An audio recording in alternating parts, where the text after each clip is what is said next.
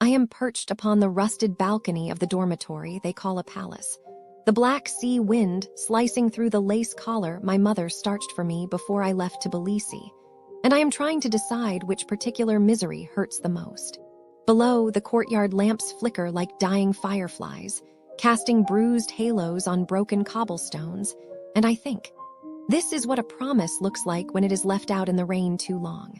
They told me Batumi Art Teaching University would be my Arcadia, my little Versailles of pigment and canvas. And instead it is a mausoleum where every dream I ever cradled is embalmed in formaldehyde and bureaucracy.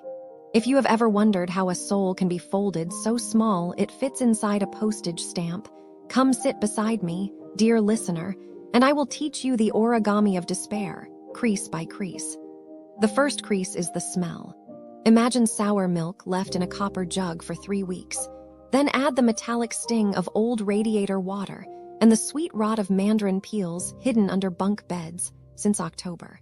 That is the corridor outside my room, number 43, although the brass numeral 3 dangles upside down like a hanged man. Every inhalation is a reminder that my lungs are paying rent to mildew, and mildew is a landlord who never sleeps. I stuff a silk handkerchief monogrammed, because Papa believes in monograms over my nose, but the odor seeps through the fibers and settles on my tongue like a guilty verdict. Why is this bad? Because scent is a time traveler. One whiff and I am back in my childhood nursery, where the air smelled of beeswax and Nanny's violet water. The contrast is so violent my knees actually tremble, and trembling knees are impossible to hide when you are wearing a pencil skirt and trying to look like the bourgeoisie they secretly resent. The second crease is the administrator, Madame Shorna, whose eyelashes are clumped with electric blue mascara, so thick it looks like 2 dead butterflies pinned to her brow bone. She misplaces my passport twice. Twice. The first time she shrugs, the second time she laughs an abrupt bark like a dog choking on a chicken bone and says, "Paper is paper. What does it matter?" I explain, voice quivering like a violin string, that without that paper I am undocumented, stateless, a ghost in platform heels. She responds by snapping her gum, pink gum the color of internal organs, and I watch her molars grind it into a sticky cemetery of synthetic cherry. This is bad because identity is the only raft we have in the open ocean of existence. Punch holes in it and we drown. I leave her office clutching photocopies that already feel damp with betrayal, and the corridor lights buzz off one by one as if even electricity is too embarrassed to witness my humiliation. The third crease is the classroom, a rectangle of chipped linoleum where the easels lean like drunk soldiers. Professor Gia arrives 23 minutes late, wearing a stained beret that might once have been black, but now resembles the color of dishwater. He flicks on a projector. The bulb expires with a pop that sounds like a light bulb committing suicide. Instead of apologizing, he sighs, budget cuts, as though those 2 words are a magic spell that absolves him from the crime of wasting my youth. He then delivers a lecture that is literally copied from a Wikipedia page I myself edited last year. I added the typo impressionism as a joke. And there it is, immortalized in his PowerPoint, the typo glowing like a neon confession of fraud. Why is this bad? Because knowledge is supposed to be sacred, a candle handed from tutor to pupil in a dark cathedral, and instead he is spitting on the altar.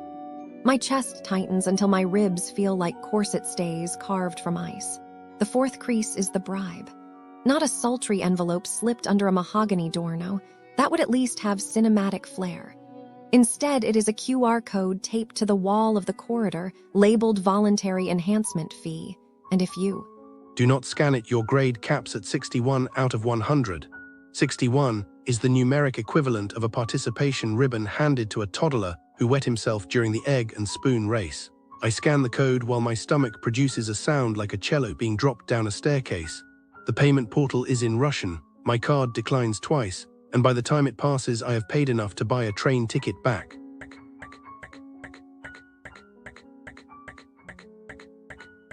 You know, it's kind of ironic, isn't it?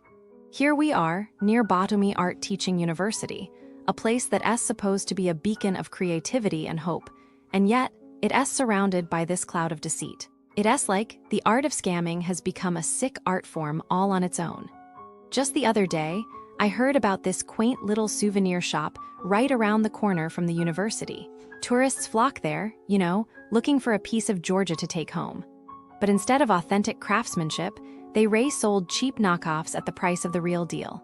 I can only imagine the disappointment when they get home and realize they've been had. They probably feel foolish, like they missed the obvious signs. And the scammer? Well, they probably still there, smiling, cashing in on trust. It's just wrong. Then there's the tale of the friendly neighborhood calf. It's got this cozy vibe, perfect for tourists who want to unwind. But the menu prices are like a magic trick, changing faster than you can say check, please. Unsuspecting visitors end up paying double, sometimes triple what the locals would. And when they finally notice, it's too late. They embarrassed, frustrated, and maybe they even start to question every interaction they have.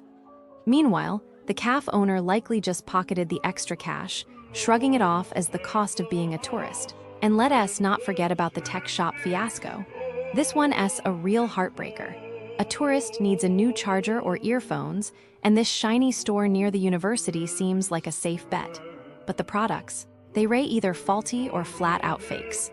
I can picture the tourist, disappointed, standing there with a broken gadget, realizing they've thrown money away. They probably thinking, how could I not see this coming? As for the shopkeeper, they probably off laughing, counting their ill-gotten gains, not a care in the world. It's a never-ending cycle, isn't it? These brick-and-mortar storefronts, they like wolves in sheep-esque clothing, lurking around the corners of Batumi Art Teaching University. They lure you in with pretty windows and promises of authenticity, but what they deliver is a slap in the face. I wish I could say it's going to stop, that these scammers will get what's coming to them. Maybe some will be caught, shamed, forced to make things right. But the sad truth is, there will always be another scam, another victim. All we can do is share these stories, hope they reach the right ears, and maybe, just maybe, someone will think twice before handing over their hard-earned cash. It's disheartening, to see a place with so much potential, so much beauty, tainted by the greed of a few. But hey, that's life, right? We just have to be a bit smarter, a bit more skeptical, and a lot more careful. Because at the end of the day, no one else is going to look out for us. We've got to look out for each other. The businesses near Batumi Art Teaching University share a common story of disappointment and missed expectations. This pattern becomes clear when we look at the details that many visitors have reported. First, the shopping complex that calls itself DS Mall feels more like a deserted market than a modern center. Most shoppers arrive hoping to find convenient parking and a lively food court, yet they discover that parking spaces are private, the lot is nearly full, and the interior is almost empty. The few stores that are open mainly sell clothes, and the overall atmosphere resembles a ghost town. Visitors describe the escalators as broken and the overall feel as something from an older era, not a vibrant retail hub. In short, the shopping experience near the university is limited, cramped, and often unsafe, with slippery steps that have even caused injuries. Next, the wellness destination, advertised as Infinity Time Massage and Spa Batumi, falls short on privacy and comfort. Guests expect private rooms and proper hygiene, but most treatments take place on futons divided only by thin curtains. The curtains are rarely closed, allowing other clients to see each other, and the lack of disposable coverings leaves many feeling exposed. The air circulation relies on a single fan, making the temperature uncomfortable, while loud conversations between staff create a noisy environment. Some patrons also report that the staff press for tips and reviews in a way that feels intrusive. Overall, the spa experience is noisy, lacking privacy, and does not deliver the calm that a massage should provide. The Indian and halal eatery known as Spice Garden presents a similar narrative of poor service and low-quality food. Diners frequently mention that the meals are small, overpriced, and sometimes taste stale or even unsafe. Several reports describe chicken that appears expired, naan that is hard as rubber, and soups that taste like old butter. Service is described as slow, with wait staff distracted by phones and unable to provide basic items such as sugar for tea. In some cases, families have suffered food poisoning after consuming the dishes. The restaurant also appears to struggle with staff training, as orders are often incomplete or forgotten entirely. The combined effect is a dining experience that feels overpriced, unhygienic, and poorly managed. The restaurant and bar, called Radio Kitchen and Bar, adds another layer to the pattern. Customers report food that is bland, overcooked, or served cold, and portions that are far smaller than the price suggests. The service is described as exceedingly slow, with some guests waiting more than an hour for simple items such as cheese sticks. The staff appear indifferent, and the environment is noisy, with a manager who raises his voice at employees in front of guests. In at least one case, a patron experienced food poisoning after eating a salmon salad, and the menu does not even include a local language version, making it difficult for some visitors to understand what they are ordering. The overall impression is a place where the food and service do not meet basic expectations. Nightlife at Moon Night Club also matches the disappointing trend. The venue charges high entry fees but offers a cramped layout, loud music, and a heavy presence of escorts rather than regular clubbers. Security